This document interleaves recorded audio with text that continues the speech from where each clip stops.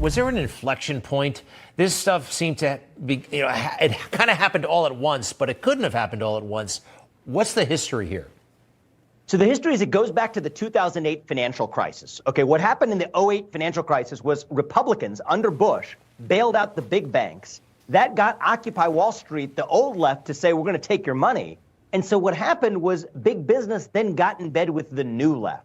And what the new left said in Wall Street and in Silicon Valley is, we'll censor content you don't want to see on the internet. We'll take down hate speech and misinformation, but we don't do it for free. We expect the new left to look the other way when it comes to leaving our corporate power intact. So it's this arranged marriage of, not of love, it's more like mutual prostitution. And the net result of that act was the birth of this woke industrial complex that's a hybrid of government power and corporate power that together can accomplish what neither can on its own. And that's why it's not 1980 anymore. That's something that many Republicans need to wake up to. This is not a story about the free market.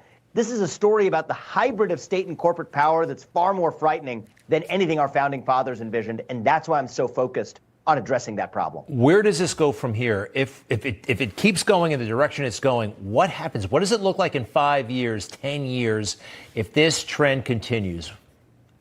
This is the rise of modern fascism. I mean, Mussolini's definition of fascism was combining state power with corporate power. However, believe it or not, I actually am optimistic. I think there is an opportunity for a conservative movement in this country to answer the question of what it means to be American today. And I think part of that is you believe in democratic self-governance over aristocracy. The idea that the people who we elect to run the government are the ones who actually run the government, rather than the cancerous bureaucratic class that actually runs the show, both in Washington, D.C., that's now spreading and metastasizing to the private sector. And I just think that if we can revive those basic American ideals, those basic rules of the road, what we'll discover is that most people in this country actually agree with them.